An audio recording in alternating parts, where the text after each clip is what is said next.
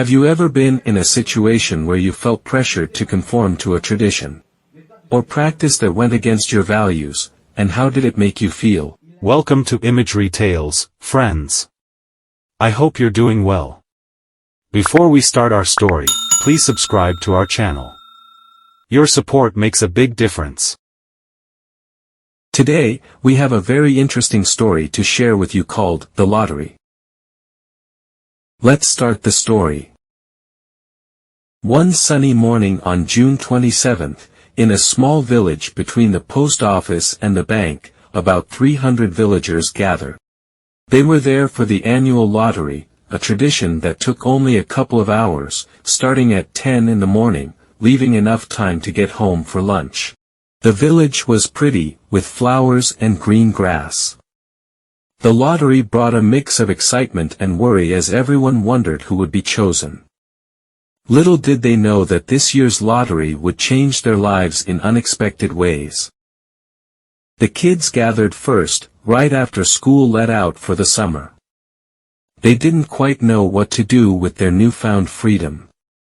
They hung together for a bit, talking about their classrooms, teachers, books, and getting in trouble. Bobby Martin started picking up smooth, round stones and stuffing them into his pockets. Other boys like Harry Jones and Dickie Delacroix joined in, making a big pile of stones in one corner of the square. They protected it from the other boys who tried to take some. The girls stood in a group, chatting among themselves and occasionally glancing at the boys. The really little kids played on the dusty ground or held their older siblings' hands. It was a simple, summery scene. The men gathered next, keeping an eye on their kids and talking about farming, weather, tractors, and taxes. They stayed away from the pile of stones, sharing quiet jokes with smiles rather than loud laughter. The women, in their old dresses and sweaters, came a bit later than the men. They chatted, met, and joined their husbands.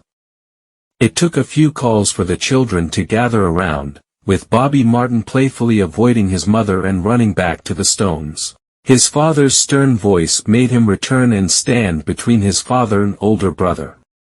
The town had a yearly lottery, just like their other events. Mr. Summers, a cheerful man who ran the coal business, organized it. He had no kids, and his wife was often unpleasant. On lottery day, Mr. Summers arrived with a black wooden box. People talked quietly as he greeted them, saying, "Running a bit late today, folks." Mr. Graves, the postmaster, brought a three-legged stool, and they placed the box on it in the center of the square.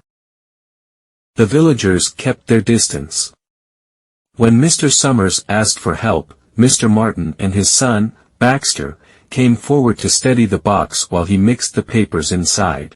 The original lottery materials had been lost over time, and the old black box had been used for ages. Mr. Summers talked about getting a new one, but no one wanted to change the tradition. The black box was showing its age, with splinters and stains, but it remained a symbol of the town's customs. Mr. Martin and his eldest son, Baxter, held the black box steady as Mr. Summers mixed the papers inside by hand. They used to use wood chips, but now they use slips of paper because the town has more people. The night before the lottery, Mr. Summers and Mr. Graves made the paper slips and locked them in Mr. Summers' coal company safe.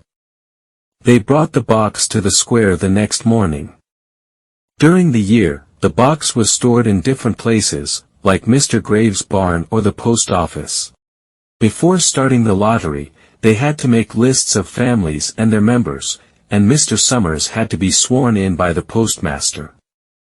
In the past, there used to be a recital and a special salute, but now Mr. Summers just talked to each person as they came up to the box. He looked important in his clean white shirt and blue jeans and had long conversations with Mr. Graves and the Martins. As Mr. Summers wrapped up his talk and faced the crowd, Mrs. Hutchinson rushed to the square, having forgotten the day's significance. She explained to Mrs. Delacroix that she thought her husband was stacking wood, not realizing it was the 27th. Mrs. Hutchinson joined her family in the front, and Mr. Summers, eager to begin, joked about her dishes in the sink. After some banter, he asked if anyone was missing, and they mentioned Clyde Dunbar, who had broken his leg. A woman named Janie volunteered to draw for him, and Mr. Summers, adhering to tradition, asked if she had a grown son to do it instead. Janie answered. Once everyone was accounted for, Mr. Summers began the lottery. People came forward one by one, picked a slip from the black box, and returned to their spots without looking at the paper.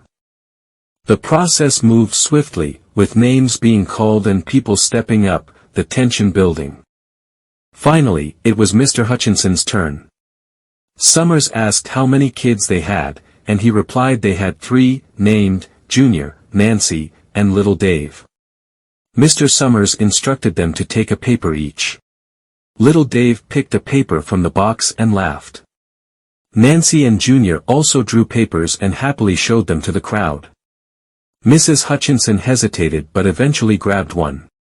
Mr. Hutchinson reached into the box and pulled out his paper. The crowd grew silent. A girl whispered her hope that Nancy was not chosen, and the whisper spread. Mr. Summers instructed them to open their papers. Little Dave's paper was blank, causing relief. Nancy and Junior also had blank papers and cheered, displaying them proudly. Then, Mr. Summers called Mrs. Hutchinson's name. Her paper, revealed by her husband, had a black spot on it. The crowd hushed. Mrs. Hutchinson stood in the center, pleading that it wasn't fair. A stone hit her on the head. Old Man Warner urged, "Come on, everyone." Steve Adams stood at the front with Mrs. Graves. "It's not fair, it's not right." Mrs. Hutchinson screamed as they descended upon her.